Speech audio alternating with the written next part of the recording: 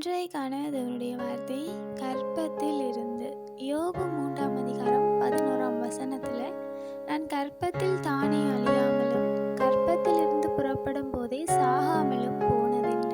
இந்த வசனம் யோபு சொல்லுகிறதாக அமைகிறது. அதாவது, நான் கர்ப்பத்திலே நானே அழியாமலும் கர்ப்பத்திலிருந்து வெளியில் வரும்போது நான் சாகாமலும் போனதென்ன என்று சொல்லி யோபு தன்னுடைய ஆதங்கத்தை சொல்லுகிறதாக இந்த வசனம் அமைகிறது.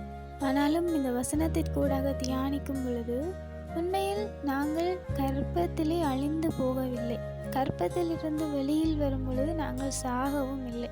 தேவன் எங்களை அவ்வளவு அழகாய் உருவாக்கி கர்ப்பத்திலே பாதுகாத்து கர்ப்பத்திலிருந்து புறப்படும் போது சாகாமலும் வைத்திருக்கிறார். அதாவது, தேவன் எங்களை தாயின் கருவிலே தெரிந்து கொண்டார் என்று சொல்லி நாங்கள் படித்திருக்கிறோம்.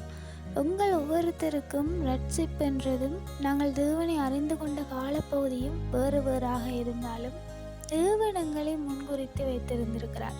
தேவன் எங்களை தாயின் கர்ப்பத்திலே தெரிந்து கொண்டிருக்கிறார்.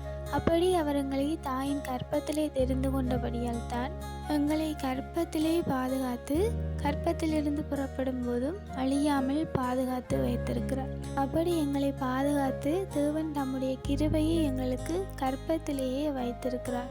நாங்களும் சில சமயங்களில் யோபுவை போல புலம்புவதுண்டு. ஆனாலும் தேவன் எங்களை கருவிலே தெரிந்து கொண்டிருக்கிறார். தாயின் கருவிலே நாங்கள் இருக்கும்போதே தேவன் எங்களுக்கு அவருடைய கிருபையை வைத்திருக்கிறார். ஆகையால நாங்கள் புலம்பாமல் கர்ப்பத்திலே தேவன் எங்களை தெரிந்து கொண்டதுக்கும் அவருடைய கிருபையை எங்கள் மேலே வைத்ததுக்கும் நாங்கள் நன்றி உடையவர்களாக இருக்க வேண்டும். Have a nice day.